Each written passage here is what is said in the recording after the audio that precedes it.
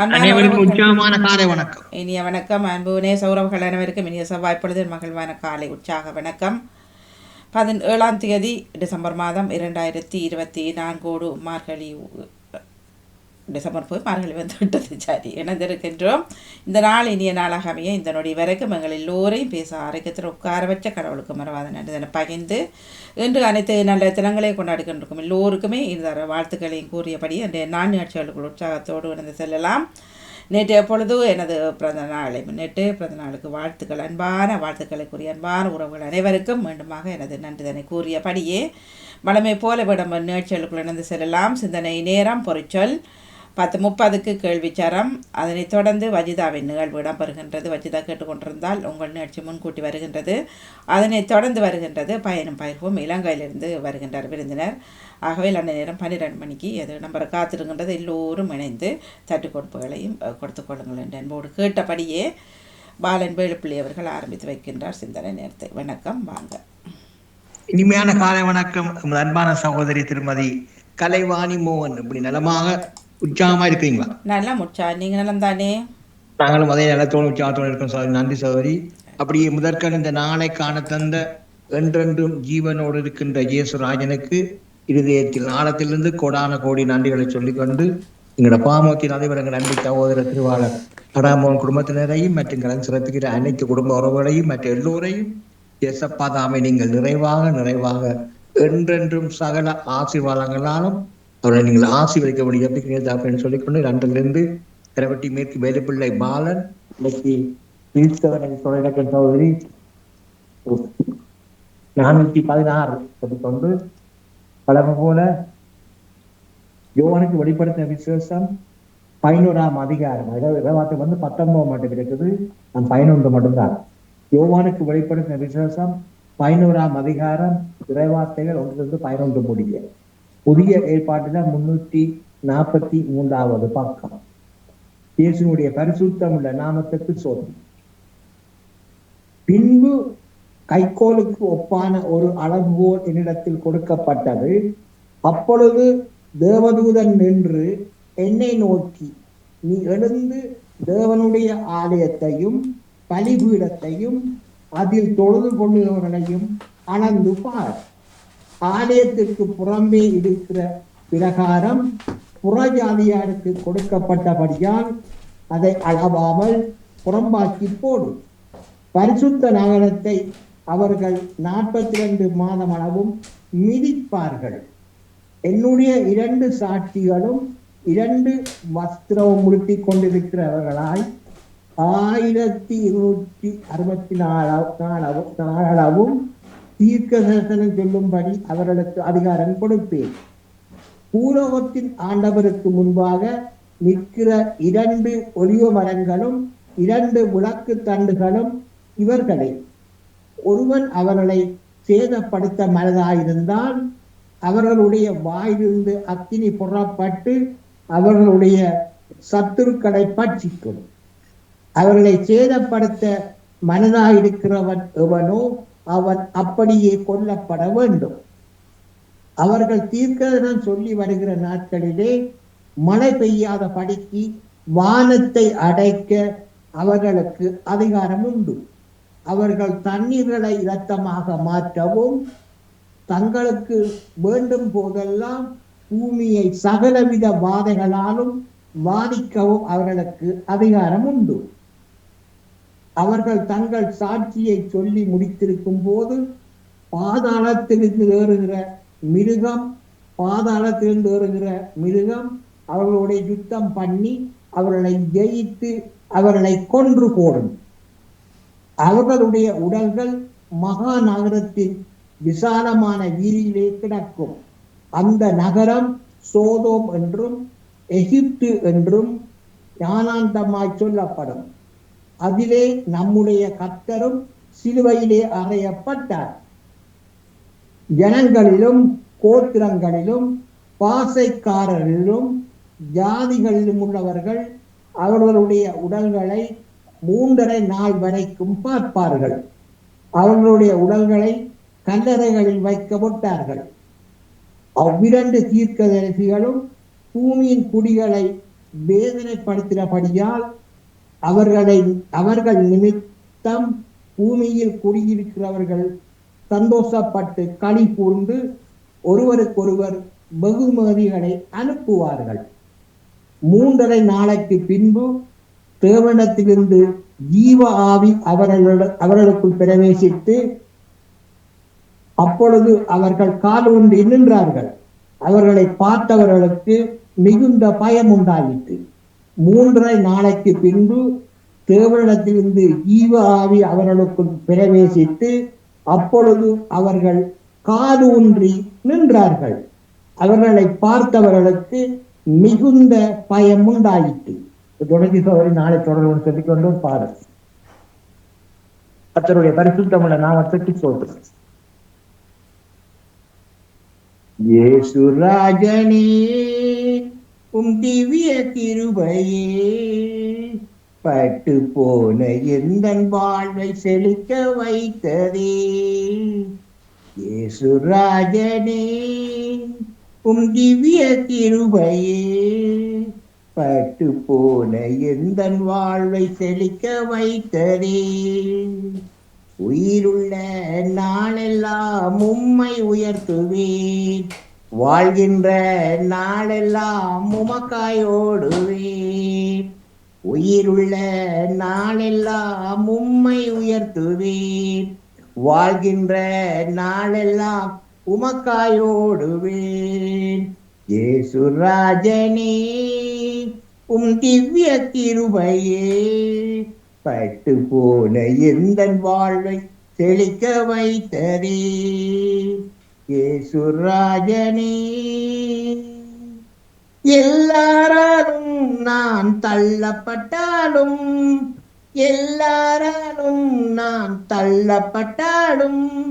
அன்பான தேவனே என்னை உயர்த்தினீர்.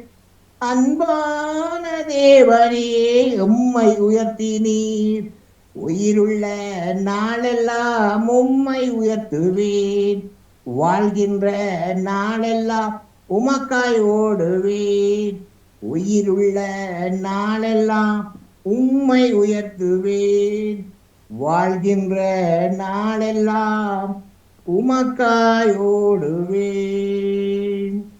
அன்பான பரலோக தகப்பனே, இயேசுராஜனே, மீண்டும் ஒரு புதிய நாளை காண தந்த கிருபைகளுக்காக உங்களுக்கு உள்ளத்தின் ஆழத்திலிருந்து கொடான கொடியான செலுத்துவோம் ராஜா. எல்லோரும் உங்களது பிள்ளைகள் ராஜா. எல்லோருடைய போக்கிலும் பகத்திலும் உங்களது பிரசன்னம், உங்களது பாதுகாப்பு, உங்களோட தயவு அணு வினாடியும் கூடவே இருந்து பாதுகாப்பாக எடுத்து ஜபிக்கிறேன் ராஜா. அப்படியே நாம் பார்த்து வல்லமைக்காகவும் இந்த நாளில் பாதுகாப்பாக அவர் எடுத்துக் கொண்டிருப்பதற்காகவும் கோடான கோடியான செலுத்துவோம் தகப்பனே, சோத்திரன் ராஜா. அப்படியே அனுப்பிச்சுருக்கிறோம் தகப்பனே. மற்றும் உங்களது பிள்ளைகள் பெரியான மார்க்கமாக எந்தெந்த வாகனங்களில் வெளியில் சென்று கொண்டிருக்கிறார்களோ, செல்லவிருக்கின்றார்களோ, எந்தெந்த இடங்களில் கடந்து போய் கொண்டிருக்கிறார்களோ, மற்றும் எவ்விடங்களில் இருக்கின்றார்களோ, எல்லா இடங்களிலும் உங்களோட சமூகம் அவர்களோடு கூடவே போல ஜபிக்கிறேன் ராஜா. ஒருவருக்கு கூட ஒரு சிறு விபத்துக்கள் பிறர் மூலம் எந்த விதமான ஒரு ஆபத்துக்களோ, இந்த பிரச்சனைகளோ, இந்த கொள்ளைகளோ கூட ஏற்படாமல் தகப்பனே, நீங்கள் ஒவ்வொருவரையும் அணு வினாடியும் வேலி அடைத்து நீங்கள் பாதுகாப்பாக எடுத்து ஜபிக்கிறேன் ராஜா. இப்படியே நீங்கள் தினமும் பார்த்து விடமைக்காம கோடி அனுப்பிச்சு தாப்பனே. தொடர்ந்து மாசி வரீங்க ராஜா. குடும்ப தேவைகளை தந்தீங்க, வழியெடுத்தீங்க, அதற்கான நன்றி தாப்பனே. மற்றும் பாமத்தின் அதிபர் குடும்பம் கையிட்டு செய்யும் சகலவற்றை நீங்கள் நிறைவாக என்றென்றும் ஆசீர்வதித்து அடுத்தபடி ஜபிக்கிறேன் தாப்பனே சொல்லிக்கொண்டு சகோதரி விடப்படுறேன். நன்றி, வணக்கம். சிறப்பு மிக்க நன்றி பாலன் வேலுப்பிள்ளை அவர்களே. நன்றி, வணக்கம். இதற்கு முன்பு ஜான்சன் அவர்களின் நிகழ்ச்சி இருக்கின்றதா? பின்னேரம் இருக்கின்றது. பின்னேரம் இல்லை, மதியம் லண்டன் நேரம் 12, உங்கள் நேரம் 1 மணிக்கு. ஆமா, ஸ்ரீலங்கா டைம் 4 மணி அப்படி வேற 4க்கு 5க்கு முடியல. அது டைம் நான் வழிவா இருக்கா சொல்லி சொன்னாவே இல்ல. வஜிதா வணக்கம். அன்பான உறவுகள் வாங்குங்க. 4க்கு 5க்கு இடையில இங்க கொஞ்சம் வெயிட் மினிட், கொஞ்சம் விளக்கத்தை சொல்லிட்டு. வஜிதா வணக்கம். வஜிதா அவர் வரமாட்டார், வந்தாலும் மியூட்ல நிற்பார். இவர் என்னோட அவசரத்துக்கு பிடிக்கிறதுனா? சரி, வணக்கம். கேட்டுக்கொண்டிருக்கிறீங்களோ? வணக்கம். நான் இந்த மைக்க ஓப்பன் இருந்தேன். சரி, என்னடா திடீரெண்டு நிகழ்ச்சி மாற்றங்கள். சேகர் வந்து இப்போ தான் போட்டுக்கிறார், தான் நிகழ்ச்சி செய்யலண்டு. இது ஒரு பெரிய சிக்கலாக கிடக்குது எனக்கு. சரியா, தொகுப்பாடு செய்கிறவர்கள் அதை நேர காலத்தோடு சொன்னால் ரஜியா ஆண்டி கேட்டிருந்தார் எனக்கு 2 நாள் முதல்ல தொகுப்பாளர் நிகழ்ச்சி செய்யலையா, அந்த நேரத்தில் நான் இரங்கலேருந்து கொண்டு வரலாம். நான் சொன்னேன் இது வரைக்கும் அந்த தகவல்கள் இல்லைன்னு சொல்லி. அப்போ காலையில் சேகர் போட்டிருக்கிறார் தாமண்டே செய்யலான்ட்டு. இப்போ அவரும் அந்த பக்கம் ஓட்டம், நானும் இந்த பக்கம் ஓட்டத்தில் திரிகிறோம். சரியா, அப்போ இப்போ என்னென்னால் சிவதர்சினி முடிய நீங்கள் வாங்குவோம், ஷேர் இல்லை. அப்போ ஷேர் முடிய நீங்கள் வாங்குவோம். சரியாக எங்களோட நேரம் 12 மணிக்கு நீங்கள் நிறைய கொண்டு வரணும். உங்களோட நேரம் 1 மணிக்கு. ஏன்னா இலங்கையில் இருந்தால் டைம் கொடுத்துட்டார், அது பிரச்சனை இல்லை. உங்களுக்கு டைம் 1 மணி நேரம் இருக்குத்தானே, அது ஓகே. அப்போ 12 மணிக்கு நீங்கள் நிறைய கொண்டு வந்தா நான் எங்கட லண்டன் நேரம் தான் சொல்லுவேன். கொண்டு வந்தீங்கன்னா பிறகு எங்களுக்கு 2 மணி என்ன வேணும்? நோ, எங்களுக்கு 12ன்னா உங்களுக்கு 1 மணிக்கு. 1 மணிக்கு ஆரம்பமாகுது இன்றைக்கு மட்டும். இன்றைக்கு மட்டும். அதுக்கு அப்புறம் 1 மணிக்கு அதுக்கு அப்புறம் நான் கொடுக்க வேண்டும். நீங்க கொடுங்க. இல்ல இல்ல, உங்களுக்கு இப்ப சிவதர்சினி முடிய 11 ஷேர் நிகழ்ச்சி நேரம் உங்களுக்கு தரும் 11. அப்ப நீங்க 12க்கு முடிங்க. 12 முடிச்சுக்கன்னா ஜான்சன் அவர்கள் தன்னை நிகழ்ச்சியை தொடருவார். சிவதர்சினியிடம் முடியும்னா வந்து பரவாயில்ல தானே, மன்னிப்பட. 2 நாள் ஷேர் அவர்கள் தகவல் எனக்கு இப்பதான் கிடைச்சது. ஓகே, திடீரெண்டு மாற்றங்கள் ஏற்பாடுகள் எல்லாருக்கும் சிக்கலானே வரும். ஆகவே இது முன் அறிவித்தலாக வருகின்றது. ஆகவே பயணம் பெறும் என்று மாலை தவிர்க்கப்பட்டு அது இன்று மதியம் இடம்பெறுகின்றது. என்ற தகவலை விட்டபடியே ஜேம்ஸ் ஆல்ஸ்டன் வணக்கம் வாங்க. வணக்கம் சொல்லியிருக்கா, எல்லோருக்கும் வணக்கம் வாங்க. எல்லோருக்கும் வணக்கம். இன்றைய நாள் இறைவன் தந்த புதிய நாள். இந்த நாளிலே இறையாட்சியும் இறையருளும் நிறைந்திருக்க ஒவ்வொருவரையும் வாழ்த்தி நிற்கின்றேன். திரையிலே இசைந்து சென்ற திருவாளன் வேலுப்பிள்ளை ஐயா, திருமதி ஜெயா நடேசன், விஜிதா அம்மா, நெவிசம்மா, செல்வி நித்யானந்தன் அம்மா அவர்களையும் இன்றைய தினத்திலே இதனை நெறிப்படுத்துகின்ற தங்களுக்கும் இறையாட்சியின் நல்வாழ்த்துக்கள். நாம் எல்லோரும் இறைவனை தேடுகிறோம். எங்கே இறைவன்? அதாவது இந்த நம்முடைய சிந்தனையை ஒரு கதையோட ஒரு ஒட்டு பார்ப்போம். ஒரு ஊரிலே வாழ்ந்த சிலர் கடவுளை தேடி புறப்பட்டார்கள். அந்த ஊர் மக்களும் அவர்களை வழி அனுப்பி வைத்தார்கள். வெளியூர் அந்த ஊரிலே உள்ள பெரியவர் சென்றிருக்கின்றார். அவர் அப்பொழுதுதான் வருகிறார். சிலர் கடவுளை தேடி சென்றிருக்கின்றார்கள் என்பதை அறிந்தார். உடனே தன்னுடைய குதிரையில் ஏறி அமர்ந்த அவர்கள் சென்ற திசையை நோக்கி வேகமாக சென்றார். சில மணி நேரத்திலே அவர்களை பிடித்தார். குதிரையில் இருந்து இறங்கிய அவர், கடவுளை தேடி போய் கொண்டிருக்கிறீர்களாமே, உங்கள் முயற்சி வெற்றி அடையட்டும் என்று அவர்களை வாழ்த்தினார்.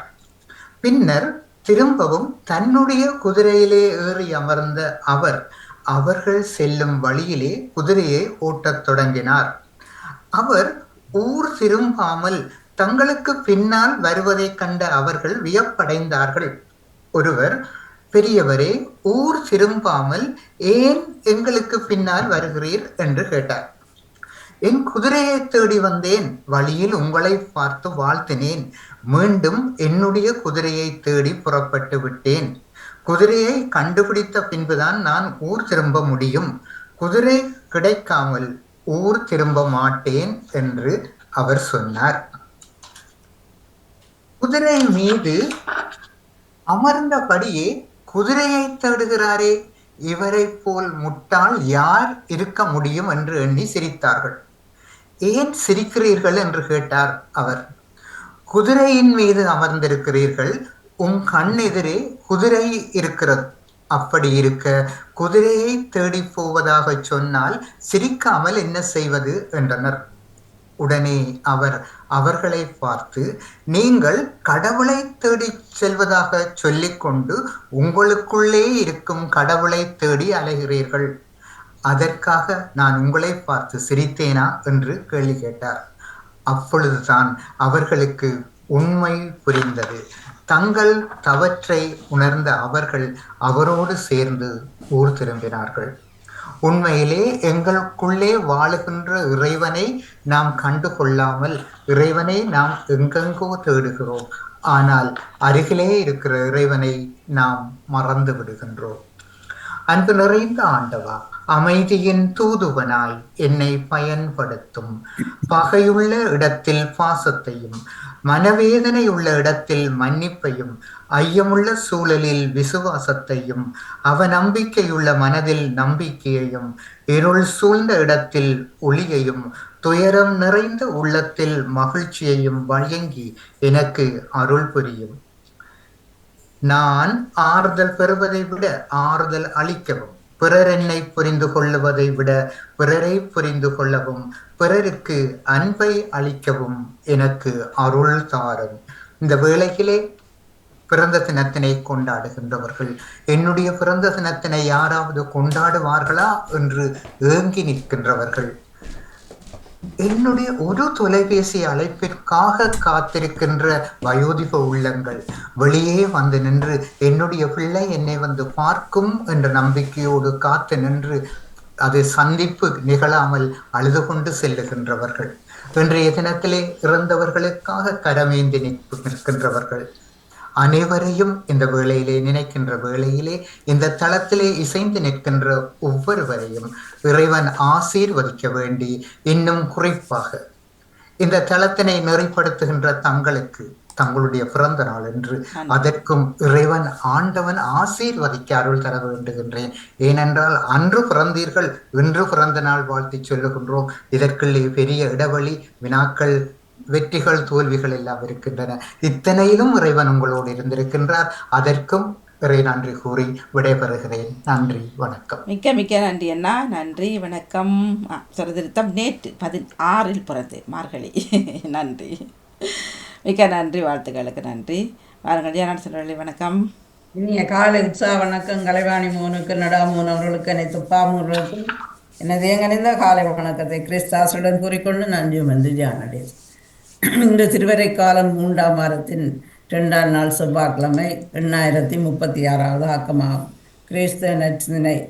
இன்று நாம் வாழுகின்ற சமுதாயம் ஒரு பிளவுபட்ட சமுதாயம்.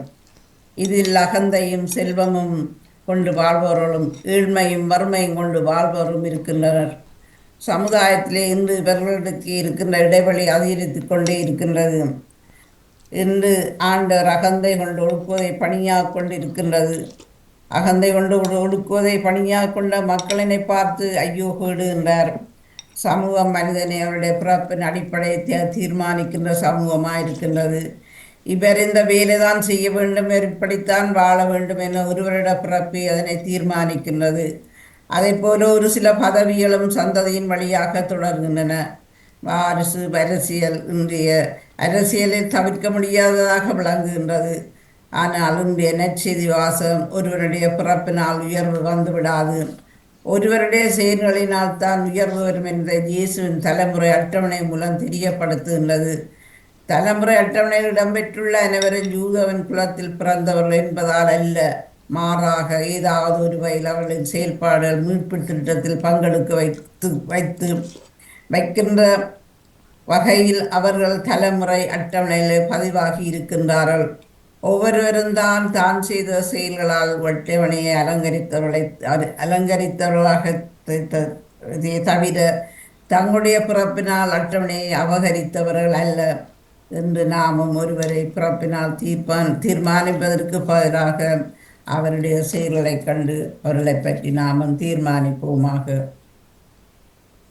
இன்னிசைகளை இசைத்து வந்தேன், அதில் இனியவை இணைத்து வந்தேன். இனியவனே ஏற்றிடுவாய், இனியவனே ஏற்றிடுவாய். உயர்ந்ததை அழைத்திட தேடி நின்றேன், உன்னிடம் என்னை தர வந்தேன். உள்ளத்தை காத்திட வேண்டி நின்றேன், உம்முடன் உழைத்திட விளைகின்றேன். இன்னிசை நாதமன் படைப்பினிலே இனியவும் நாதம் பாடுதே. படைத்திட நானும் இசைத்து நின்றேன், பாடுடும் புலரினை ஏற்றிடுவாய். இன்னிசை இசைத்து வந்தேன், அகில் இனியவை இணைத்து வந்தேன். இனியவனே ஏற்றிடுவாய், இனியவரே ஏற்றிடுவாய். நன்றி, வணக்கம் ஆணி. மிக்க மிக்க நன்றி. வணக்கம். நன்றி, வணக்கம். வாருங்கள் நேவிஸ் பிலிப் சரளி, வணக்கம். மியூட்டில் விட்டுட்டேன், எடுத்துக்கொள்ளுங்கோ. உங்களுக்கு தொலைபேசி வந்தால் நான் மியூட்டில் விட்டுட்டேன். வணக்கம், வாங்க. இனிய காலை உற்சாக வணக்கம் மாணி. வணக்கம். வணக்கம் திருநடம். இனிய காலை உற்சாக வணக்கம் மாணி. எப்படி நடமாக மகிழ்வாக இருக்கிறீங்களா? வணக்கம் வணக்கம். நல்லா உற்சாகம். காலங்காத்தாலேயே ஆரம்பமே இப்படித்தான் உங்களுக்கு. நான் பண்ணுறது. நன்றி. பெரிய காலை உற்சாக வணக்கங்களை கூறிக்கொண்டு அமைதியான இந்த நாளை எங்களுக்கு தந்த இறைவனை வாழ்த்தி போற்றி வணங்கிக் கொண்டு என்னுடைய நச்சின்ன தொடர்ந்து 1558 என்றும் கூறிக்கொண்டு இன்றைய நற்செய்தி ஒரு அட்டவணை பட்டியலாக இருக்கின்றது. இன்றைய நற்செய்தி மத்தேயு எழுதியது அதிகாரம் 1 திருவசனங்கள் 1-17 முடிய நான் அதை சுருக்கமாக விளங்கக்கூடிய மாதிரி தருவேன். தாவீதின் மகனும் ஆபிரகாமின் மகனுமான இயேசு கிறிஸ்துவின் மூதாதையர் பட்டியல். ஆபிரகாமின் மகன் ஈசாக், ஈசாக்கின் மகன் யாக்கோப், யாக்கோப்பின் புதல்வர்களாக யூதாவும் அவர் சகோதரர்களும் இருக்கிறார்கள். மாத்தானின் மகன் யாக்கோபு, யாக்கோபின் மகன் மரியாவின் கணவர் யோசேப்பு, மரியாவுடன் பிறந்தவரே கிறிஸ்து என்னும் இயேசு. ஆக மொத்தம் ஆபிரகாம் முதல் தாவீது வரை தலைமுறைகள் 14. தாவீது முதல் பாபிலோனுக்கு சிறைபிடித்து செல்லப்பட்டவர்கள் வரை தலைமுறைகள் 14. பாபிலோனுக்கு சிறைப்பிடித்து செல்லப்பட்டவர்கள் முதல் கிறிஸ்து வரை தலைமுறைகள் 14. ஆகவே இத்தனை 14 தலைமுறைகள் 3 முறையாக வகுக்கப்படும். அந்த 3 தலைமுறைகளுக்கு பிறகுதான் ஆபிரகாமுக்கு பிறகு இயேசுபாலன் மரியா யோசேப்பின் மகனாக இந்த மண்ணுலகில் அவதரித்தார் என்று கூறிக்கொண்டு இன்றைய உரை வார்த்தையின் சிந்தனையாக இன்றைய நற்செய்தி இயேசுவின் தலைமுறை அட்டவணையாக தொடங்குகின்றது. ஒரு மனிதரின் தலைமுறை வரிசையை எண்ணி பார்ப்பது அந்த காலத்தில் எவ்வளவு முக்கியமானதாக இருந்ததோ அது போலவே இன்றைய 21ஆம் நூற்றாண்டிலும் முக்கியமானதாக இருக்கின்றது.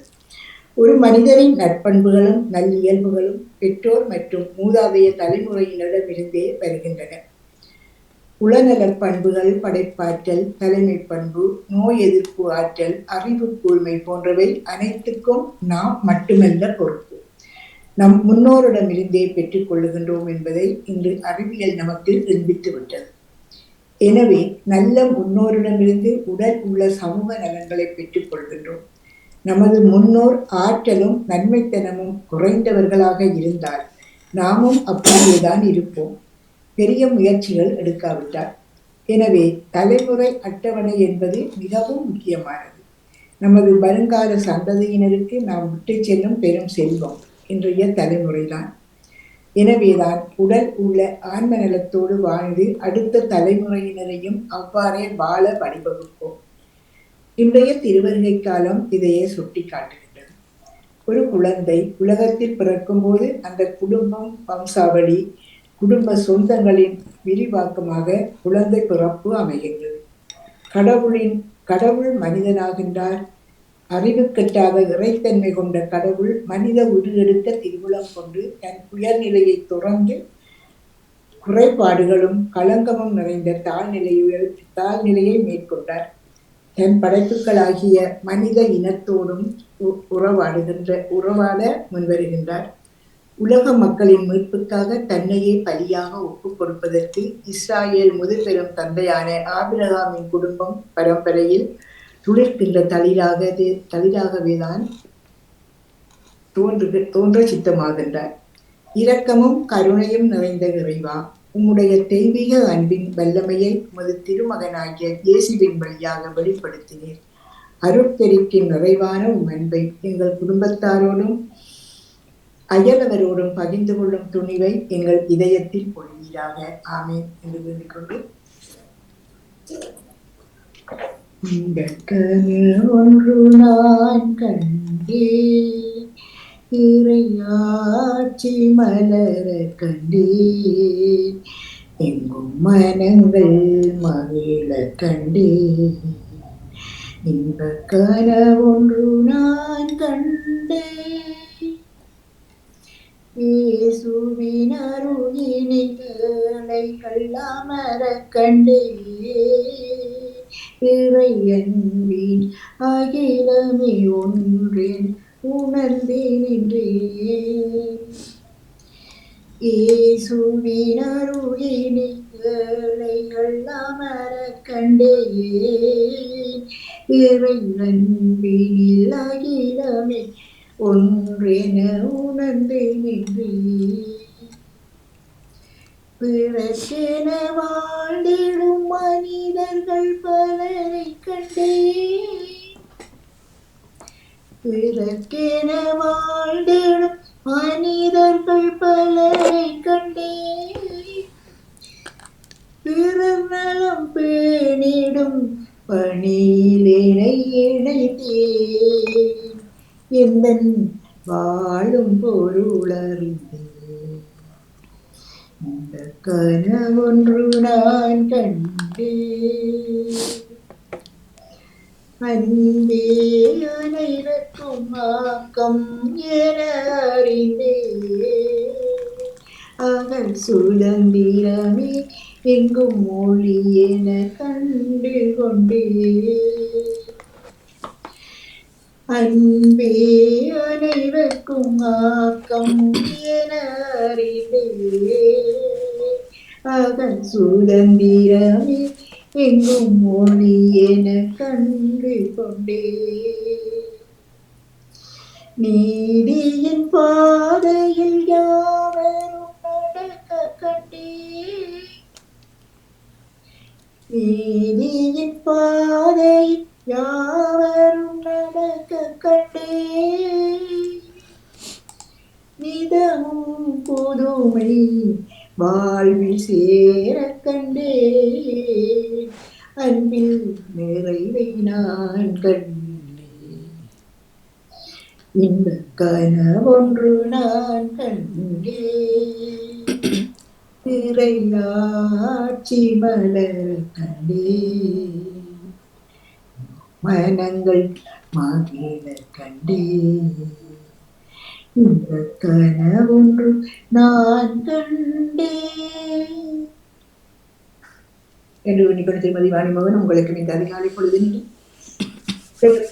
சிந்தனையில் இருக்கின்ற எல்லோருக்கும் இந்த நாள் இனிய நாளாக மலர வேண்டும். நீங்கள் எடுத்துக்கொள்கின்ற எல்லா முயற்சிகளும் சிறந்த செலுத்தி மேம்பட்டு வேண்டும் என்று எண்ணிக்கொண்டு இன்றைய நாளில் இருக்கின்ற எல்லா நிகழ்ச்சிகளையும் அவர்களுடைய எதிர்பார்த்தபடி எல்லோரும் முறையனின் பாலனின் பிறப்பை அவரோடு எதிர்பார்த்து காத்துக் கொண்டிருக்கிறோம். கொஞ்சம் மனதுக்கு சந்தோஷமாக இருக்கிறது. நாட்கள் நெருங்க மனவரி சந்தோஷமாக வந்து கொண்டிருக்கிறது. ஆமா, நான் சின்ன ஒரு துணி கொண்டு வச்சிருக்கிறேன். சின்ன ஒரு இது வச்சிருக்கிறேன். தெரிகிறதா குட்டி மரமோ? அது என்ன முன்னாடி இருக்கிறது? முன்னாடி இருக்குது இந்த பூச்சி அந்த இது சின்ன பூ கிறிஸ்மஸுக்கு செய்யறது பூ. ஓ, அழகா இருக்கு.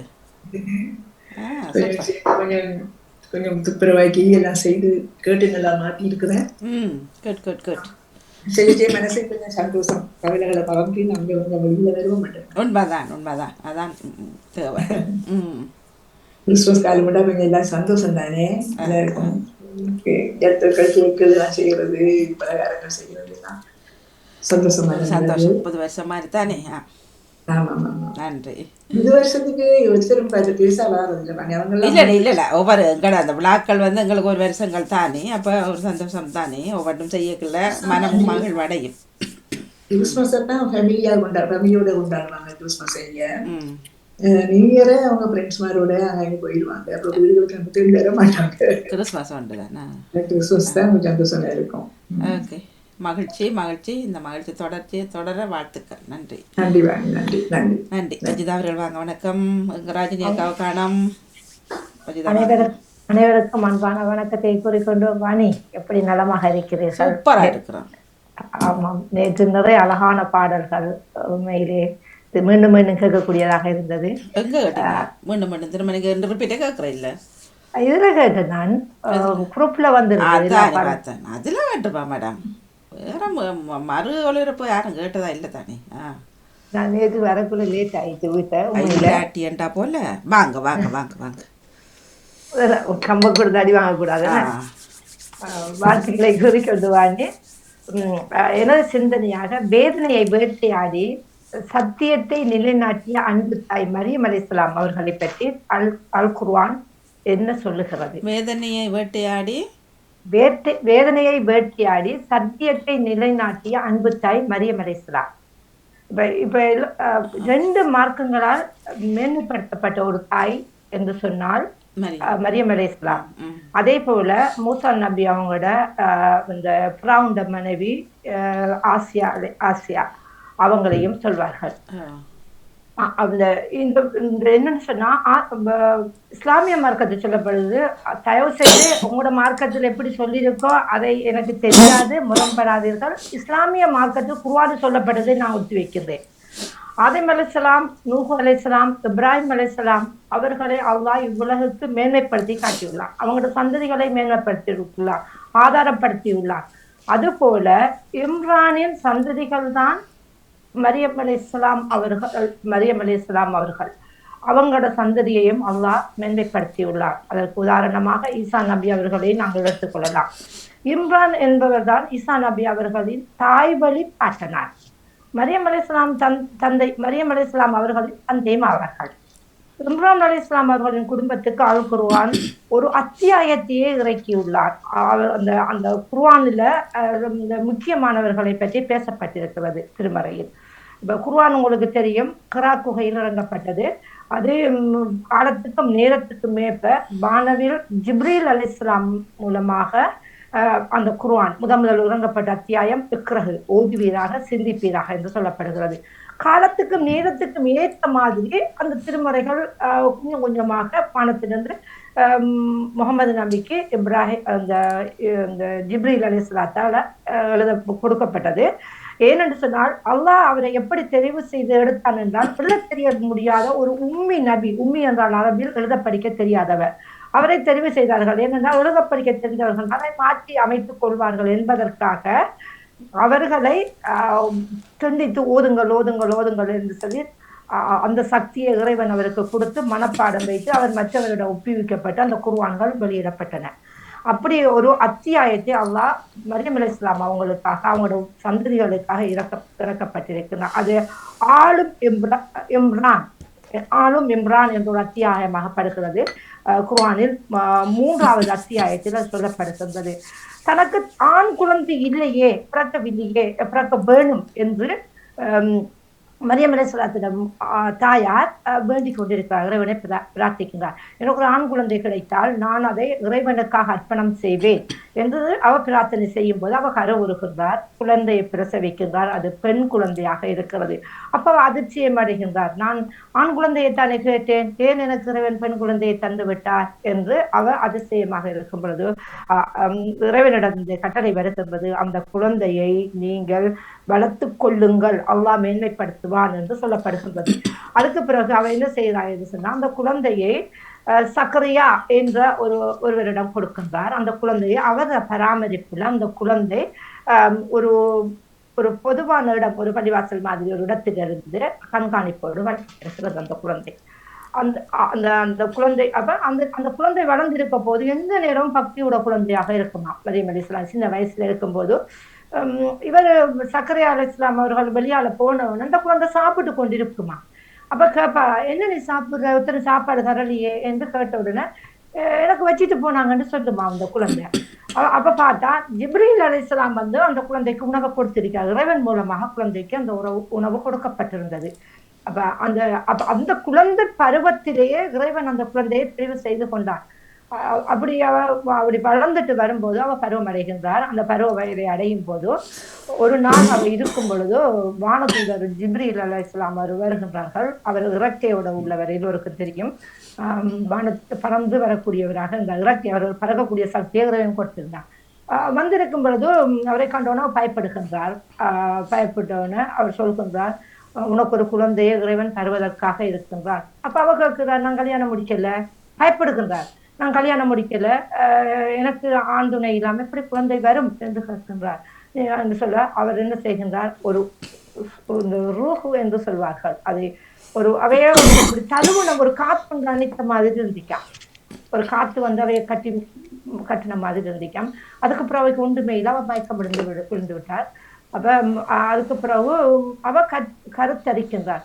கருத்தரித்தவன ஊர் மக்கள் அவையை கேவலமாக பேசுகின்றார்கள். அது இந்த காலத்திலே இருக்கிறது, ஒரு கணவர் இல்லாமல் கருத்தரித்திருந்தால் எவ்வாறு கதைப்பார்கள் என்று சொல்லி. அப்ப அவைய கூடாம கலைத்து கொண்டு வரார்கள். இவர் கேவலமா இப்படி வளர்க்கப்பட்டாலும் இப்படி பிள்ளைய வாங்கிட்டு இருக்கிறான்னு கழிக்கும் போது அவைக்கு சரியான கவலையா இருக்கிறது. அவன் அழுது பிரார்த்தனை செய்து கொண்டிருக்கின்றார். அப்பொழுது அந்த இறைவனிடம் இருந்து அவைக்கு அந்த நீ பயப்பட தேவையில்லை, அச்சம் இல்லாமல் இருந்த வார்த்தைகளை வருகின்றது. ஆனாலும் அவைக்கு வேதனையாக இருக்குது. அப்ப அவைய இடம்பெயர சொல்லும்படி ஒரு கட்டளை வருகின்றது. அந்த இடத்துல இருந்து நீ இடம்பெயரு என்று சொல்லி. அப்ப அவ நடந்து யமன் பகுதி அப்படியான ஒரு பகுதிக்கு செலுத்துகிறார். செல்லும் பொழுது அவைக்கு பிரசவ வலி ஏற்படுகின்றது. அப்ப அவ நடந்து போற நேரம் எல்லாம் ஒரு நட்சத்திரம் அவையை நோக்கி வந்து கொண்டிருந்ததாம். ஒரு நட்சத்திரம் நடந்து கொண்டிருந்தான். அது அந்த நட்சத்திரம் வந்து ஒரு ஒன்றுமே செய்ய முடியாம அந்த குழந்தைய ஒரு ஆட்டு கொட்டகை அடிய போயிருக்கக்குள்ள பிரசவ வலி அதிகமாக வந்த உடனே அந்த ஆட்டு கொட்டகைக்குள்ளதான் அந்த குழந்தை பிறக்கப்படுகிறது. அந்த குழந்தை பிறக்கப்பட்டவுடனே அவைக்கு சாப்பாடு இல்லை, அந்த குழந்தை இதெல்லாம் ஒன்றுமே இல்லை. அந்த குழந்தை எவ்வாறு பராமரிக்க வேண்டும்? சரியான பசி எடுக்கும் பொழுது அந்த நேரத்தில் வானதுதர் மீண்டும் வந்து சொல்கின்றார், இந்த பக்கம் மேற்கு நோக்கி நீ போய் பாரு, தென்னை மர கனிகள் ஈச்சங்கனிகள் இருக்கிறது, அதை உசுபிப்பாரு, அதுக்கு கீழே உனக்கு தேவையானதை இறைவன் வைத்திருக்கின்றான் என்று சொல்லி. அப்ப அவ இறைவனின் கட்டளையை கேட்டுக்கொண்டு அவ போகின்றார். கொஞ்சம் அவைக்கு நம்பிக்கை வருகின்றது. ஏனென்றால் ஆண்டுணை இல்லாமல் நான் குழந்தையை பெற்றெடுத்திருக்கின்றேன் என்றொரு இதொன்று இருக்கிறது. அதுக்கு பிறகு அந்த மரத்தை கீழே போய் நின்று அந்த மரத்து கனிகளை கொடுக்குகின்றார். ஈச்சங்கனிகள் சும்மா இருந்த மரத்திலிருந்து ஈச்சங்கனிகள் வருகின்றதாம். அதை சாப்பிட்டோன்னா மிச்சம் மிக தெம்பொண்டு ஏற்படுகிறது. கீழே பார்த்து தண்ணியை மூடிக்கொண்டிருக்கிறது. அப்ப தண்ணியால குழந்தையை சுத்தப்படுத்தி கொண்டு எடுத்துக்கொண்டு அவைக்கு உதவிகள் இல்லை. அப்ப அவ என்ன செய்யறாண்டா, தனக்கு மீண்டும் அவ கிராமத்துக்கு வருகின்றார். கிராமத்துக்கு வரும் பொழுது என்ன செய்கின்றார் என்று சொன்னா, கிராமத்துக்கு வரும்போது மக்கள் அவையை கேவலமாக பேசுகின்றார்கள். குழந்தையோட வந்திருக்கிறார்கள் அப்படி இப்படின்னு பேசுகிறார்கள். பேசும் பொழுது அவ மீண்டும் இறைவனிடம் பிரார்த்தனை செய்கிறார், நீ ஒன்று அமைதியாகவே இது என்று ஒரு சத்தம் வருது. அவ அமைதியா அந்த குழந்தை பேசும் என்று சொல்கின்றார்களாம். அப்ப இவைக்கு ஆச்சரியம், என்னடா பிறந்த குழந்தை எப்படி பேச போகிறது? பேசுமா? இல்லதானே, நம்மளோட குழந்தையெல்லாம் 1 வயசு 2 வயசுக்கு அப்புறம் குழந்தை பேசும். அப்ப அவ அப்படியே அமைதியா இருக்கிறார். இறைவன் கட்டளையை கேட்டு அமைதியா இருக்கும் போது அந்த குழந்தை பேச ஆரம்பிக்கிறது. அந்த குழந்தை பேசுகிறது. நான் இறைவனின் எனது தாய் பரிசுத்தமானவள், எனது தாய், நான் இறைவனின் அடியான் என்று அந்த குழந்தை பேசுகின்றது. அப்ப எல்லோருக்கும் ஆச்சரியமாக இருக்கிறது. அந்த குழந்தை பேசுகின்றது. அதுக்கு பிறகு படிப்படியாக அந்த குழந்தை வளர்ந்து அவர் ஈசா நபியாக மாறுகின்றார். இந்த சரித்திரங்கள் திருமறையில் கூறப்பட்டிருக்கின்றது. அவர் சுவர்ணம் கூறப்பட்ட பெண்களில் ஒருவராக மரியம் அலைஹிஸ்ஸலாம் அவர்களும் பிரவுனின் மனைவி ஆசியா அலைஹிஸ்ஸலாம் அவர்களும் கூறப்பட்டிருக்கின்றார்கள். இப்ப நாங்கள் எல்லாம் இஸ்லாம் மார்க்கத்தில் இருக்கின்றவர்கள் எல்லாம் அவர்கள் நன்றாக உழைக்க வேண்டும். இந்த உலகத்தில் நன்மை செய்து தீமை இல்லாம நல்லா நடந்து எங்களோட அந்த சோதனையில் எங்களோட பரீட்சையில சித்தி அடைந்தால் தான் இந்த சுவனம் என்றதை நாங்கள் அறிந்து கொள்ள முடியும் என்று திருமறை கூறுகின்றது. ஆனால் இவர்களுக்கு இறைவனே சொர்க்கத்தை நியமித்து விட்டான். அவர்களுக்கு மாளிகை அங்கே கட்டப்பட்டிருக்கிறது என்று சொல்லப்படுகிறது.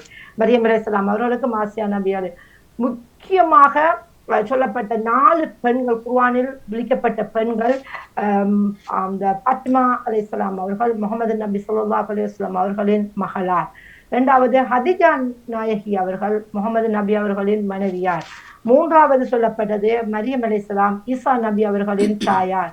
4வது சொல்லப்பட்டது ஆசியா அலைஹிஸ்ஸலாம் அவர்கள் மூசா என்று சொல்லப்படுகிற மூசா நபி அவர்களின் மனைவி அவர்கள். 4 பேரும் அவர்களும் சொர்க்கம் நியமிக்கப்பட்ட பெண்களாகவும் திருமறையில் கூறப்பட்ட சிறந்த பெண்களாகவும் கூறப்படுகின்றது.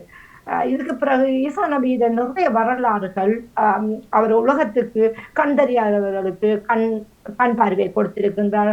புஸ்தகம் பிடித்தவர்களுக்கு தொட்டா போதுமாம், அது அப்படியே அழிஞ்சு போயிருமா, நிறைய விடயங்கள் அவர் செய்தது. தச்சு தொழிலாக இருந்தது, தச்சு தொழில். அப்ப நாங்க தொழிலை வைத்து நாங்கள் மக்களை நாங்கள் பிரித்து கொண்டு வாழ்கின்றோம். இந்த கடினமான பொருட்களை நபிகள் நாயகம் இந்த அல்லாஹ் நபிமார்களுக்கு கொடுத்திருக்கின்றார். ஆடு மேய்ப்பவர்களாக நிறைய நபிமார்கள் இருந்திருக்கிறார்கள். ஏன் ஆடு மேய்க்கிற தொழிலை கொடுத்தார்கள்? நாங்கள் இடையன் என்று சொல்கின்றோம். குதிரை மேய்ப்பவர்களிடம் இந்த கௌரவம் இந்த இது இருக்குமாம், கர்வம் இருக்குமாம் குதிரை மேய்ப்பவர்களிடம். ஆடு மேய்ப்பவர்களிடம், கால்நடைகள் மேய்ப்பவரிடம் பண்பும் மரியாதையும் பக்குவமும் இருக்கும் என்று சொல்லப்படுகிறது திருமறை. ஏனென்று சொன்னால் ஆடு மேய்ப்பது மாடு மேய்ப்பது லேசான விடயம் அல்ல, ஒரு வைத்தியரை விட கடினமான விடயமாக சொல்லப்படுகிறது. அதுக்கு பக்குவமும் அமைதியும் தேவை என்று சொல்லப்படும். அதனால் தான் நபி அவங்களுக்கு எல்லோருக்கும் நபிமார்களுக்கு ஆடு மேய்க்கின்ற தொழிலை கட்டளையாக கொடுக்கப்பட்டது. அவர்கள் நிறைய பேர் ஆடு மேய்த்த இளைஞர்களாக இருந்திருக்கிறார்கள். ஆதம் அலைஹிஸ்ஸலாம் அவர்கள் செய்தது விவசாய தொழில், மூசா ஈசா நபி அவர்கள் செஞ்சது தச்சு தொழில். மற்ற அதிகமான நபிமார்கள் எல்லோரும் ஆடு மாடுகளை அமைத்துக் கொண்டார்கள். அதனால் தான் அவர்கள் பக்குவப்பட்டு இன்று பேசப்பட்டார்கள். இந்த மார்க்கம் என்பது எங்களுக்கு லேசாக கிடைத்து விடவில்லை. மற்றவர்கள் சொல்லிட்டு போற, நீ என்ன முஸ்லிமா, நீ என்ன ஹிந்துவா, நீ என்ன கிறிஸ்டியனா என்று சொல்லுவேன். ஒவ்வொரு இறை தூதர்களும் பட்ட கஷ்டங்கள் அந்த மார்க்கத்தில் இருப்பவர்கள் அதை நன்றாக படித்துக் கொண்டிருந்தால் விளங்கியிருக்கும். ஈசா நபி அவர்கள் பட்ட கஷ்டங்கள், சிலுவையை சுமத்தார்கள் என்று சொல்லப்படுகிறது. ஆனால் குர்ஆனில் சொல்லப்படுகிறது, அவரை போல ஒத்தவர் தான் சிலுவையில் அறையப்பட்டார், இறைவன் அவரை உயர்த்தி கொண்டான், அவர் மீண்டும் வருவார் இந்த உலகத்துக்கு, மீண்டும் வந்து பஞ்சங்கள் வரும். அதுக்கு பிறகு இந்த இஸ்ரேல், அந்த பலஸ்தீன் இஸ்ரேல் போர், அவர் வரும் காட்டிலும் அந்த போர் நடந்து கொண்டே இருக்கு. அவர் வந்ததுக்கு பிறகு ஒரு கடுமையான ஒரு பஞ்சம் வரும். அதுக்கு பிறகு அவர் வந்து உலகத்துக்கு நற்போதனைகளை வழங்கினதுக்கு பிறகுதான் இந்த உலகம் அழியும், அந்த போர் நிறுத்தப்படும் என்று திருமறையில் கூறப்பட்டிருக்கின்றது. இதையெல்லாம் நாங்கள் எத்தனை நபிமார்கள் எப்படியெல்லாம் கஷ்டப்பட்டு இந்த மார்க்கத்தை தந்திருக்கிறார்கள். அவரவர்கள் ஏற்றுக்கொண்ட மார்க்கத்தை சகோதரத்துவத்தோடு நாங்கள் சேர்ந்து நாம் பெருசு நீ பெருசு என்று வாழாமல், உயிர் என்பதை நாங்கள் துன்பமாக நினைக்காமல், அந்த உயிரை நாங்கள் எடுக்காமல் சகோதரங்களாக அவங்கவுங்களோட மார்க்கத்தை அவங்கவுங்க வணங்கிட்டு போகுது, அவங்கவுங்களோட மார்க்கத்துக்கு நம்ம ரெஸ்பெக்ட் கொடுப்போம். எல்லோரும் இந்த உலகத்தின் குழந்தைகள், இறைவனின் குழந்தைகள். ஒவ்வொரு வேறு வழிகளாக இருக்கலாம், ஆனால் இறைவனின் குழந்தைகள், அதை யாரும் மறுக்க முடியாது. பெற்றோர்கள் என்பது கூட நாங்கள் அந்த குழந்தையை உலகத்தில் கொண்டு வர ஒரு கருவியாகத்தான் இருந்தோம். நாங்கள் சந்தோஷமாக வாழ்ந்து நாங்கள் வாழப்போவது ஏதோ 50, 60, 70, 80, 90, 100 வயதுக்குள் தான். அந்த வயதுக்குள் நாங்கள் அன்போடு, அன்பை விதைத்து அன்பை கொடுத்து அன்போடு வாழ்ந்து கொண்டு இந்த உலகத்தில் மரணிப்போமா என்று கேட்டுக்கொண்டு எனது சிந்தனையை முடித்துக் கொள்கின்றேன் வாணி. அதாவது சொல்லப்போனால் நிறைய இருக்கிறது. ஈசா நபி அவங்களை பற்றி பிரித்து கொண்டே போகலாம், எல்லோருக்கும் இருந்த ஒரு விடயம். ஆனால் திருமறையில் அவங்களுக்காக மரியம் என்ற ஒரு சூறாவே இறங்கப்பட்டிருக்கிற இந்த தாய்க்காக, ஒரு பரிசுத்தமான ஒரு தாய். ஆனால் அவர்கள் எல்லாம் கூடாம கதைக்கப்பட்டவர்கள் இன்று போற்றப்படுகின்றார்கள். அதுதான் உலகம், அதுதான் உலகம். அந்த அப்படியாக தந்த மார்க்கத்தை நாங்கள் கட்டிக்காத்து நாங்கள் நல்லவர்களாக வாழ்வோம் என்று கூறிக்கொண்டு, இந்த உலகத்தில் நோய்பிணி கஷ்டங்கள் இல்லாமல் எல்லோரையும் வாழ வைக்க வேண்டும் என்று அல்லாஹ்விடம் பிரார்த்தனை செய்து கொண்டு விடைபெறுகிறேன். ஆமீன். நன்றி, மிக நன்றி அஜிதா, நன்றி. வணக்கம் தாமிரக்கா. பொது சிந்தனை செல்வியக்கா, காலை நேர பொது சிந்தனை. பொது சிந்தனை அண்டு வாணி, பிறந்த நாளை பற்றிய சிந்தனை தான். 2 நாளைக்கு முன்னமே எப்படி அது எத்தனை வயது வந்துட்டு அப்பா இன்னும் கொஞ்ச நாளையில நிறைய வயது வர போதாண்டா அப்படியான சிந்தனை தான். இப்ப நாளை இன்றைக்கு வார பிறந்த நாளை நினைக்கிறீங்க இப்போ 2 கிழமையா? 19 அது நெடுகாலம் அந்த பழக்கம் தான். சரி, அப்ப அதுல இப்ப என்ன செய்யலாம்? வயதுன்றது வரும் போகும், வரும் மட்டும் வருது. என்னக்குல இப்ப சந்தோஷமா வருது. ஆனா கெதியா வயது வருகுதான்னு யோசனை. ஏன் இப்படி படபடன்ட்டு வருகுதே, எல்லாம் வயது வந்துட்டுது என்று அப்படி ஒரு யோசனை வந்தது. கண்ணும் மங்குது, கண்ணும் மங்குது. அட களை கட்டுது. இப்ப நாளை அன்றைக்கு வியாழக்கிழமை அங்க வாருங்க, தமிழ காட்ட போங்க எல்லாரும், பிறந்தநாள் கொண்டாட எல்லாரும் வரலாம். இல்ல உண்மையாக அந்த வயதுகள் வர நோய்களும் கொஞ்சம் கொஞ்சமாக பிடிக்கிறது. அப்படியே நினைக்கிறீங்க? பிடிக்கிறது பிடிக்கும், வயதுக்கும் இதுக்கும் சம்மந்தம் இல்லை. சின்ன குழந்தையில இருந்து அங்க எல்லாம் தான் பிடிக்குது. உண்மைதான். இருக்கிறதுல இருந்து நாங்க அதுல வரணும் தள்ளி போட்டோம். சரி. ஆனா உண்மையா கண் கொஞ்சம் மங்கிறது அப்படி அது வயது வர கண்பாடுல வரும். அது கண்ணாடியை போடுங்க, கண்ணாடி டெஸ்ட் அதான். பண்ணுங்க. இன்னொரு சின்ன விடயத்துக்கு கண்ணாடி கொண்டு போக வேண்டியிருக்கு பேக்கோட. கடைக்கு போய் கடைக்கு போய் பொருள் வேண்டாலும் விலை தெரியுது. அப்ப கண்ணாடி போட்டு தான் பாக்குறது. அதைத்தான் சிந்தித்தேன் வாணி. சரி, நன்றி நன்றி நன்றி நன்றி. வணக்கம். செல்வி நித்யானந்தன் அவர்கள் வாங்க. வணக்கம் வாணி. வணக்கம்.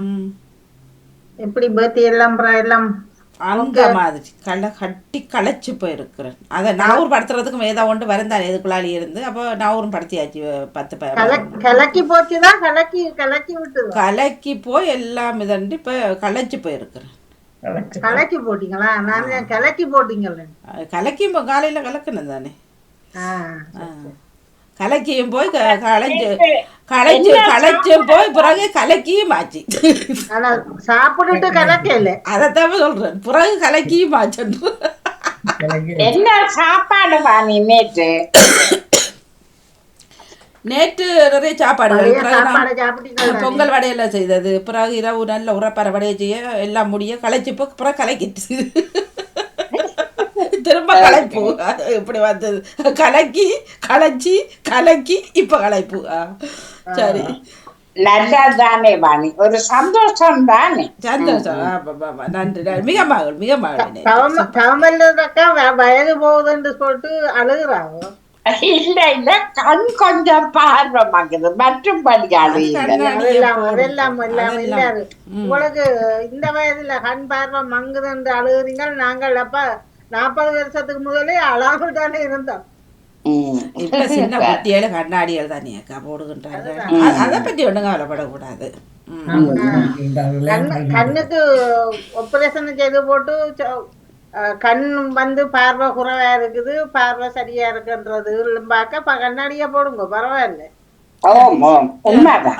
கொண்டு போய் அதைத்தான் சொல்றேன், எங்க போயிடும் அதைத்தான் முதல் எடுத்து வைக்க வேண்டியிருக்கு. கண்ணாடி, வீட்டுக்கு போன், 3 தேவை. 3 தான் முக்கியம். சரி, கூடுதலாக நடுகளின் டெலிபோனையும் குனிஞ்சு பார்த்துட்டு இருந்தாலும் தலை வலிக்க கண் வந்து கொஞ்சம் அந்த பாரமா இருக்கிற மாதிரி வலிக்கிற மாதிரி இருக்கும். சரி, உங்கள் பக்கம் சிந்தனை சொல்லுங்க.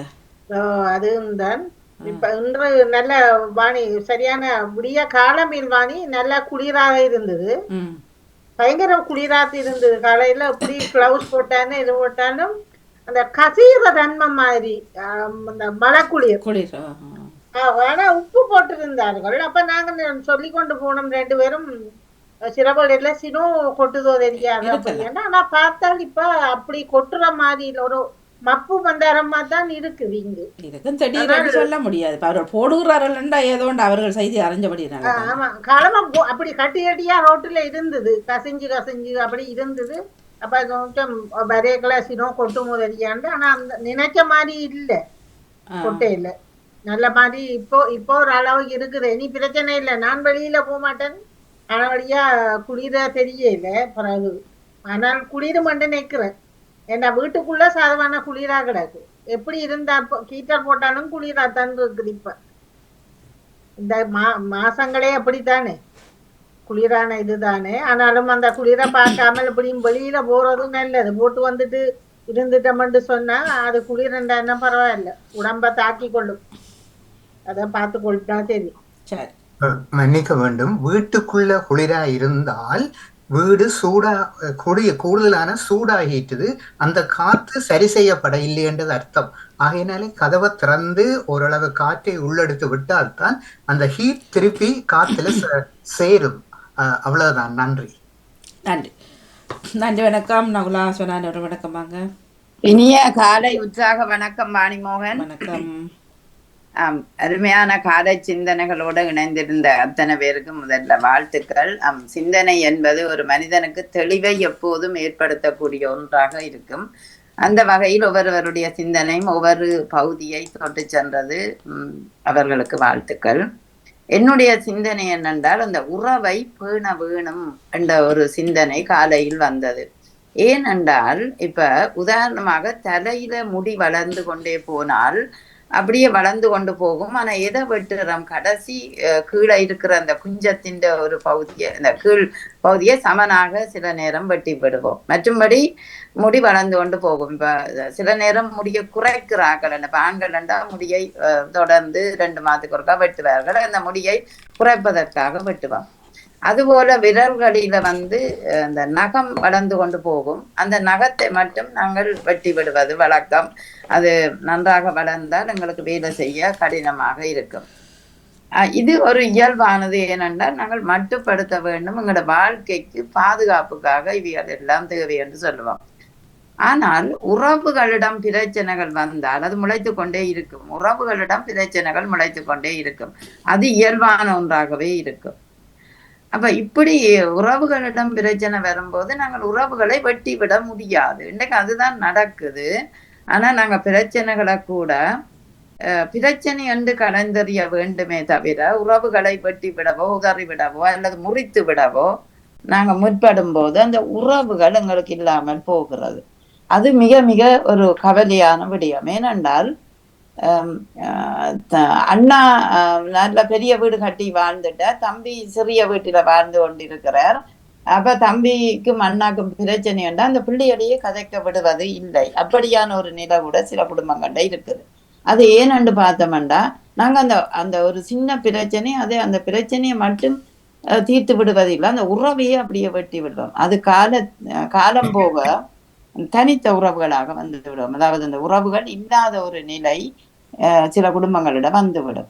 அதை உண்மையிலேயே தவிர்க்க வேண்டும். நாங்கள் அப்படி செய்யக்கூடாது. உறவுகள் எப்போதும் எங்களுக்கு தேவை என்று நடந்தால் எங்களுக்கும் நல்லது, அவர்களுக்கு நல்லது. அப்ப உறவுகளை பேண வேண்டும் என்ற ஒரு நியதியை எனக்கு சொல்ல வேண்டும் போல இருந்தது. ஏன்னா அப்படி கனவேர் பிரிஞ்சு தனித்தீவுகளாக வாழுகிறார்கள். பார்க்கும்போது கவலையாக இருக்கிறது. அப்ப அதைத்தான் வஜிதாவும் சொன்னார், அன்பால் இணைவோம், அன்பே எல்லோருக்கும் தேவை, அன்பை வழிகாட்டுங்கள் என்று. அந்த வகையில நாங்கள் அன்போட இருந்தோம்டா எப்போதுமே நல்ல வழிகாட்டக்கூடிய வாழ்க்கை எல்லோருக்கும் அமையும் என்றது உறவுகளை பேணுவோம் என்ற நிலையில எனக்கு வந்தது இந்த சிந்தனை. நன்றி, வணக்கம். நன்றி, நன்றி, வணக்கம். நன்றி, வணக்கம். யார் தலை வெட்டுப்படுகின்ற யார் இருப்பது? மிக நன்றி நவலா சொன்னார்களே. நன்றி, வணக்கம். நன்றி, நன்றி, நன்றி, வணக்கம். யார் புதிதாக நடந்திருக்கிறீர்கள்? வணக்கம். ஹலோ, யார் சொல்ல இருந்தார்களா? தெரியல. செட் பண்ணி பார்க்கலாம். ஓகே ஓகே, பரவாயில்ல. ஓகே ஓகே, செட் பண்ணி பார்க்கலாம். நன்றி, நன்றி, நன்றி. நவலா சொன்னான் அவர்களோட சிந்தனை சிறப்பாக இருந்தது. ஆனால் இப்போ பிள்ளைகள் வளர்ந்த பிறகு அவர்களுக்கு இப்போ அது பிள்ளைதான். இப்போ குடும்பங்கள் அது ஊரில் இருந்தது தான். ஆனால் இங்கேயும் அது தொடர்றது பிழை இருந்தாலும் இப்போ பிள்ளைகளுக்கு ஒரு குறிப்பிட்ட வயது அந்த நேரங்கள் 2 குடும்பத்துக்குள்ள பிரச்சனை இவர்கள் உணரும் பொழுது அவர்களுக்கு சரிபட தெரியும் தானே. அப்போ அதில் அவர்கள் தான் முடிவு எடுக்கணும். இப்போ பிள்ளைகள் இவர் எனக்கு இப்படி சொன்னவர் அல்லது அவர் மகள் இப்படி சொன்னவர் என்று போட்டு இப்போ அவர்கள் தீர்மானிக்கலாம். நாங்கள் என்ன செய்யறோம்னா இப்ப பெற்றோருக்குள்ள சண்டை வர பிள்ளையும் அது ஊர்ல இருந்து வரதுதான். ஊர்ல இருந்து சாப்பிட்டு தண்ணி குடிச்சதுல இருந்து சொல்லி காட்டுவார்கள். எங்கட ஆக்கன்னு வளமையா அப்படியே போய்விட்டது. அது இங்கேயும் வந்தது. கோபமாண்டா பிள்ளையரையும் கோபமாக்கி போடுவான். அந்த நீங்க கதையாதைங்க அவையோட என்று சொல்லி போடுவீங்க. இல்ல, அந்த பழக்கம் உண்மையிலே கூடாது. அது பிறகு ஆனா பிள்ளைகளுக்கு ஒரு குறிப்பிட்ட வயது இருக்குல்ல, பிள்ளைகள் உணர்க்கு அவர்கள் எடுக்கிற முடிவு சரியாக இருக்கலாம். சில வேலை எனக்கு வேறு கதைச்ச போகிட்ட எனக்கு பிடிக்க இல்லை. நான் ஒதுக்கி இருக்கிறது பெட்டர் இருக்கிறது தான் அது நல்ல விஷயம்.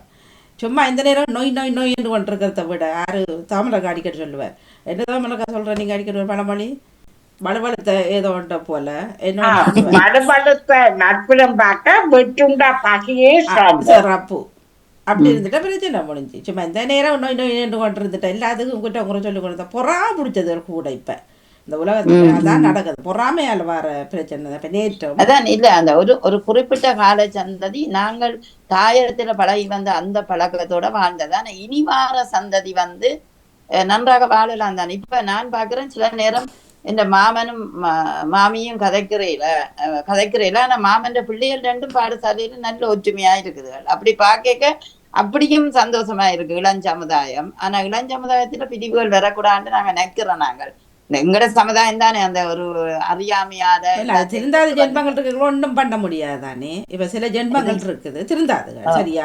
காலையில போகும் வரைக்கும் தான் பிடிச்ச சிலர் இப்படி இருக்கணும். இல்ல ஒரு படிக்கு பார்த்தா அப்படி இருக்கிற நல்ல போல. ஏன்னு சொன்னா இப்ப நான் செய்யற தவிர நான் ஒத்துக்கொள்ளணும், ஒரு மன்னிப்பு கேட்கணும். ஓகே நான் தெரியாம விட்டுட்டேன் இந்த வேர்டை மன்னிட்டு கொள்ளுங்க. சிலர் இருக்கிறார்கள் கவரிமா பரம்பரை, நாங்க தவறெல்லாம் செய்வோம், நீங்க வந்து எங்கிட்ட மன்னிப்பு கேட்கணும். இது நல்லா இருக்குது விளையாட்டு. ஏன் மற்றவர்களுக்கு சுய கௌரவம் இல்லையோ? அப்ப அப்படி சொல்லிட்டு என்னட்டு போகலாம். நீ பிள்ளை செய்துன்னு சொன்னா அது சின்ன பிள்ளையா இருந்தாலும் 2 வயது பிள்ளைக்கு நீ பிள்ளை செய்தா இருந்தால் மன்னிப்ப கேளு. அந்த பிள்ளை இவத பிள்ளையில பாருங்க, நீங்க செய் சாரி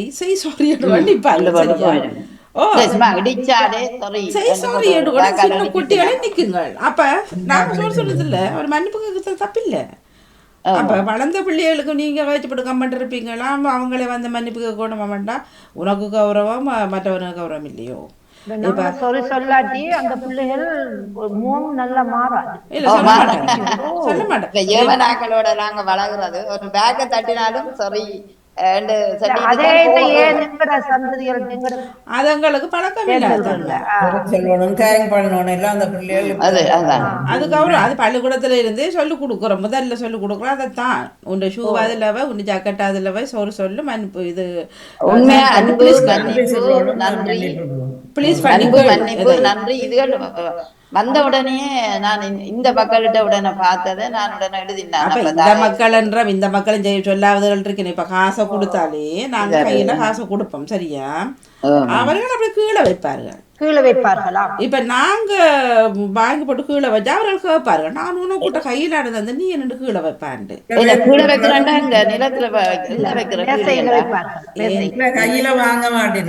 என்னட்ட இந்த வாரம் இந்த வென்சி வருவாளே, நான் அன்றைக்கு ஒரு பேக்ல போட்டு கொஞ்சம் சாமான்கள் கொடுத்தேன். நான் வாங்கையில வைக்கட்டான் மீசையிலன்னு சொன்னான். வேற யாரும் என்ன ரீசன் காணுங்க, ஏன் என்ன காரணம் காணுங்க. நாங்க அப்படி கொடுக்கறோம் இல்ல. நாங்க கை விசேஷத்தை இப்ப தாங்கட அப்பா அம்மாட்ட வேண்டாம வேற யார்ட்டையும் வேண்டா நீங்க மீசையில வையுங்கன்னு சொன்னாங்க. அது வேறது. இப்ப இது வந்து இப்ப அவர்கள் கொடுத்திருக்கிறார் வீட்டுக்கு வேற தெரிஞ்ச பிள்ளைக்கு பேக்ல கொடுத்திருக்கிறார் சரியா. அத அவர் கையில வாங்குறத அப்ப நீங்க கொடுத்துருக்க கூட நீங்க சொல்லுங்க ஓகே தேங்க்யூ வெரி மச் கோ வேணும்னு சொல்லிக்கோ. ஏன்னா அன்போட நான் தாரேன் அதை நான் கீழே வைக்கிறேன். சில நேரம் அந்த பேக்கின் கைப்பிடியில இவாவும் அந்த கைப்பிடியோட கொடுக்க அந்த மனசையும் பிடிக்க முடியாத சூழல் இருந்தால் இதுல வையும் எனக்கு அப்படியே நான் வாங்கின உடனே ஒரு சின்ன பொருளை கொடுத்தாலும் இங்க உடனே இல்ல ஜான்சன் இப்படியும் இருக்கலாம். அவர் வீட்டை வேலை செய்தவர் தான் வந்த உடனே கொடுத்தேன். நான் என்னடா நான் இறங்க வேண்டி இருந்தது. வாசல்ல வந்தவ வந்து ஜாக்கெட்டை கலண்டி வச்சு என்ன பார்த்துட்டு குட்டின் மோகன்னு சொன்னா அவன் நான் உடனே அதுல பக்கத்துல வச்சிருந்தேன்னா அதை எடுத்து கொடுக்க அவன் வாங்கல அதை வைக்க மீசையில வைக்கட்டான்னு சொல்றேன். இல்ல அப்படி நீங்க கொடுத்துக்க கூட அப்புறம் நீங்க உள்ளே வச்சுக்கோ. ஏன்னா அது அவன் மரியாதை தானே, நீங்க கொடுக்கல. இல்ல இது அதுவும் உண்டு. இப்ப கடையிலையும் கடையில கையில திருப்பி காசை தரைக்கு உயர்த்தி தான் கையில போடுவேன். சில பேர் உயர்த்தி போடுவேன், சில நேரம் அது மேசையில வைக்கிறோம், சில நேரம் இப்ப ஆனா எங்கட கையில இருந்தா நாங்க காசை கொடுக்குறோம். அப்ப அது வாங்கிக்க நீங்க வைக்கக்குள்ள என்னென்ன மேசையில வைப்பீங்க. இதெல்லாம் நம்மவர்கள் கேட்கறது இல்லை. நம்மவர் கடையிலேயே தான் அவமானங்கள் கூட. நம்மவர்களுக்கு போய் நம்மவர்களுக்கு பிசினஸ் கொடுப்போம்னு பாக்குறது, அவர்கள் எங்களை கண்டுகொள்றதே இல்லை. ஆனா மற்றவர்களுக்கோ எஸ் சார் தேங்க்யூ ப்ளீஸ் எல்லாம் சொல்லுவார்கள் சரியா. ஆனா நம்மவர்கள் ஒரு இதைத்தான் பாக்குறது இல்லவாணி. ஜெர்மனாக்களும் சில பேர் இந்த கசவில இருக்கிறாங்க காசு தரைக்குள்ள அந்த உயர்த்தி போடுவேன் நம்மங்கள கையில ஒட்டக்கூடாது. அதுவும் கொரோனா காலத்துல ஆக மோசம். கொரோனா காலத்துல கொரோனான்றது வேற விஷயம். அதே வச்சுக்கொண்டோ இப்போ உயர்த்தி போடுக்க சில காசு கீழே விழுந்துடும், ஓடும் சில நேரம். அது நாங்க சொல்றோம், நீ வந்து எடுத்தான்னு சொல்லணும். கம்ப்ளைண்ட் பண்ணலாம். உங்களோட அவங்க கெசியர்ல இருக்கிறாங்க அப்படி நடந்து கொண்டா நீங்க அவங்களோட முதலாளிட்ட அசிஸ்டன்ட் நீங்க கம்ப்ளைண்ட் நீங்க அவர்களுக்கு கொடுக்குற பயிற்சி என்ன, நீ சகிச்சு கொண்டு வேலையை செய். அவன் துப்புனாலும் சரி, அவன் கதைச்சாலும் சரி, மிதிச்சாலும் சரி, நீ சகிப்புத்தன்மை வேணும். மாறாக்களோட நீ பிஹேவியரா இரு. அவன் எப்படி செய்தாலும் அவன் எப்படி செய்யறானோ நீ அதுக்கேற்ற மாதிரி எல்லாம் ட்ரைனிங்ன்ற சும்மா இல்ல, பெரிய சுப்பமாக வேலை செய்யற இடத்துல வாணி அன்றைக்கு ஒரு மனுஷன் வந்தா எடுத்தா அது எங்களுக்கு ஒரு துண்டு அந்த கோடு போட்டிருக்கு நாங்க வேலை செய்யறதுல. அப்ப அது ஸ்பூன் மாக்கம் பண்றாக்குற வேலை இல்ல, அந்த துண்டுக்குள்ள சத்தி எடுத்தா எங்கட வேலை தான். நாங்க 2 பேரும் வேலை செஞ்சோம். அப்ப மத்தவ சொன்னா நான் கிளீன் பண்ண மாட்டோம், ஸ்பூன் மாக்கிற கூப்பிடுது. இது சொன்னா இது நம்மட கோட்டுக்குள்ள இருக்குது, நாம தான் கிளீன் பண்ணணும். ஓகே, அப்ப நான் போய் நான் கிளீன் பண்ணி அந்த பொம்பளை ஒரு வயசு ஒண்ணுக்குள்ள வீடான் அவ துணிதான் நான் கிளீன் பண்றேன், பேப்பர் தான் கேட்கறேன், நோ ப்ராப்ளம் நீங்க போங்க நான் கிளீன் பண்றேன்னு சொல்லி நான் கிளீன் பண்ணேன். அது எந்த வேலை, அது நான் வந்து அந்த வேலையை ஓகே பண்ணிட்டு அந்த வேலைக்குள்ள போயிருக்கிறேன். நீங்க சொல்ற மாதிரி சிலாக்கள் என்ன செய்வாங்க, காசு தூக்கி போடுவாங்க மேசையில, அப்படி ரெஸ்பெக்ட் இல்லாம நான் கையில தான் கொடுப்பேன் ப்ளீஸ் சொல்லி கையில தான் கொடுப்பேன். அவங்கள போல நாம இருந்தோம்னா நம்மளுக்கு அவங்களுக்கு வித்தியாசம் இல்லை. நான் என்னோட பொடி இருந்திருக்கான் காசு அவள் அந்த கொடுக்குறாங்க கஸ்டமர் தெரிஞ்சு அவங்க அறிவாங்க, அவனுக்கு கோபம் வந்துடும். நீங்க எப்படி தாரீங்களோ அந்த முறைப்படுத்தான் அவனுக்கு கொடுப்பான். இல்ல அது உண்மையிலே பிழையாது. அந்த நாங்க அப்படி கொடுக்குறோம். இப்ப நாங்க கீழே வச்சா சிலருக்கு பிடிக்காது, கையில தானோன்னு நிப்பினோம். சரியா, இப்ப சில்லறையாண்டா வேற விஷயம், அதுல எண்ணென்னு வைக்கிறது அப்ப இதான் நினைக்கல. ஆனா அவங்க அதுக்குள்ள என்ன மேசல வைப்பினோம், அதை நாங்க பேச வந்துடுவோம் இதுக்குள்ள என்ன சோழியண்டா. ஆனா பிழையாது இல்ல, அதுக்குள்ள அதுக்கு கம்ப்ளைண்ட் அந்த அந்த வேலை செய்யற இடங்கள்ல வாணி அந்த ஒரு விலை சில நேரம் அந்த பிரைஸ் கார்டு இல்லாம இருக்கும். அவங்க வந்து கேட்காங்கன்னு சொன்னா நாங்க அந்த கட்டாயம் அவங்களுக்கு ஹெல்ப் பண்ணணும், சொல்லணும் இந்த விலை தான் நாங்க அந்த பிரைஸ் கார்டு வைக்காம விட்டுட்டு சொல்லிதான் நாங்க அவங்களுக்கு கஸ்டமர்ஸ் உள்ளுக்கு எடுக்கணும். நாம ஒரு 2 மாதத்துக்கு முதல் ஒரு இங்கிலாந்துக்காராட்டம் வந்து எங்களுக்கு அந்த டிஸ்கவுண்ட் போடுவாங்க, அந்த பிரைஸை குறைச்சு போடுவாங்க. அப்புறம் அந்த அதை ரெக்லாமான்னு சொல்லுவாங்க. இந்த ஜோக்கட் வித்தது 6 ரூபா வித்தது 5 ரூபா 50 வருஷத்துக்கு போட்டிருந்தாங்க. அப்ப நான் அந்த போட்டை மாத்தி வைக்க முடியல, 6 காசாவில் அடிக்கக்குள்ள 6 ரூபா விழுந்துக்கு பில். ஆனா அவன் என்னோட கொஞ்சம் குழம்புனா. அப்ப நான் சொன்னேன் இல்ல பிரைஸ் 6 ரூபா தானே. அவர் சொன்னாரு இல்ல நீ ரோங்கா சொல்றேன், 300 இருக்கு பிரைஸ். அங்க போய் பார்த்தேன் உண்மையா பார்க்க போனா 5 ரூபா வச்சதுக்கு இருக்குது. அது எந்த பிள்ளை நான் அதை புது காட்ட வச்சிருக்கேன். அப்ப நான் காசை எடுத்து கொடுக்கலாம், முதலாளிட்ட ட்விஸ்டமிங் கேட்டேன், நான் இப்படி பிள்ளை ஒன்று செஞ்சுட்டேன் காசை கொடுக்கலாமா, 50 கூட அவருக்கு கொடுக்கலாமான்னு. அப்ப அவர் சொன்னாரு நீ புது காசை கொடுத்துப்பட்டு என்ன காரணம் நாங்க எழுதி வைக்கணும் அந்த பில்லுல, ஏன் நீ இந்த காசை கொடுத்தாயில்ல. அப்ப நான் அவரோட ட்விஸ்டமிங் அந்த காசு கொடுக்கக்குள்ள ட்விஸ்டமிங் கேட்டு தான் கொடுக்கணும். அப்ப நான் அவர்கிட்ட கேட்டேன்னு அவர் சொன்னாரு கொடுங்கன்னு சொல்லி. பட் அந்த காசை வாங்கல, அவரு நோ ப்ராப்ளம் சொல்லிட்டு போனாருங்கிறது. ஆனா அவர் பிள்ளைய சுட்டி காட்டிட்டு போனாரு. அந்த பிள்ளை நீ செஞ்சிருக்கிறாய் பிள்ளையா இருக்கா, நான் பிரசவரையா நீ அடிக்கிறாய், அது உங்க பிள்ளை நீ கவனமா இதுன்னு சொல்லி. அதுக்காக நாங்க இப்ப கடன் கொடுக்க முதல் வந்து அந்த விலையெல்லாம் பார்ப்போம், என்னென்ன விலை இருக்கு, என்னென்ன புத்து எங்களுக்கு என்ன கமெண்ட் வந்துருக்குது, இமெயில்ல எதை சாமான குறைக்கணும் எதுன்னு சொல்லி பார்த்துட்டு தான் நாங்க அதை போய் ஓப்பன் பண்ணோம். நாங்க அது எங்கட பிள்ளை, அது நாங்க அவன் என்ன ஓனிங் பண்ணினாண்டா இந்த வேலை போயிடும். அது அந்த பிள்ளை தானே அவன் அப்படி செஞ்சிருக்கிறான். நாங்க பயப்பட தேவையில்ல, வாயை கொஞ்சம் நாங்க துறக்கணும் அந்த இடங்கள்ல எல்லாம். அதுதான் இப்ப நாம அது காசை தர்றாங்கன்னா அவரு வேலையால தான் இருக்குது. அதை விட முதலாளி இருப்பான், அசிஸ்டன்ட் இருப்பான், ஸ்டோர் மேனேஜர் இருப்பாரு. நாங்க சொல்லணும் அதை நாங்க வெளிநாட்டாக சொல்றது அதான் பிரச்சனை. வெள்ளக்காராக சொல்லுவாங்க, அதான் அவர்கள் மூத்தல் அடிச்சு சொல்லி விடுவாங்க. அவங்க சொல்லுவாங்க, சொல்லிட்டு போவாங்க. அதுக்கு அந்த ரூல்ஸ் முதலாவது நாங்க அதை என்ன விடயம் தெரிஞ்சு கொள்ளணும். அந்த இடத்துக்கு போகும் முதல் என்னென்ன ரூல்ஸ் இருக்குது, என்னென்ன சட்ட திட்டங்கள் இருக்குது, அது தெரிஞ்சாலும் நாங்க இது எங்களுக்கு இந்த சோழின்னு நாங்க வந்துடுவோம். அதான் சரியா. நன்றி ஜெயமலர், வணக்கம். வாங்க வணக்கம் எல்லோருக்கும், எல்லாத்தையும் கேட்டுக்கொண்டிருக்கிறேன். வணக்கம் வணக்கம். வேற சிந்தனைகள் ஒன்றும் இல்லை, விளையாட்ட சிந்தனை என்ன நானும் கேட்டுக்கொண்டிருக்கிறேன். சரி நன்றி. ஆனா நீங்க இப்படி கையை வச்சு கொண்டிருக்கேக்கா எனக்கு ஒரு சிந்தனை, அந்த கையை அப்படி வச்சு கொண்டிருந்தால் உடல்ல வந்து நல்ல ஒரு இது சுரக்குமா, உங்களுக்கு உடல் வலிகள் நோக்கில் எல்லாம் குறையுமா? எப்படி இப்படி சூடு அப்படி வச்சுக்கொண்டு பெண்கள் பெண்கள் வந்து பெரிய விரலை மட்டும் உயர்த்தி கொண்டு மற்றபடி இப்படி கோத்து கொண்டு இருக்கணும். இடது பெரிய விரல் பெண்களுக்கு இடது பெரிய விரலை மட்டும் மேல வச்சுக்கொண்டு மற்றது அப்படி அமர்த்தி பிடிச்சு கொண்டு இருந்தாலும் எங்களோட உடம்பிலேயே ஒரு இதோடு சுரந்து எங்களோட உடல் வலிகள் நோக்கள் அதெல்லாம் இல்லாம போகும் சொல்லி நேற்று தான் பார்த்தேன். அதுதான் நானும் இப்படி வச்சு கொண்டு இருந்தேன். நீங்களும் அதே மாதிரி வச்சு கொண்டு இருப்பீங்க. நான் அதே மாதிரி வைக்கிறேன்.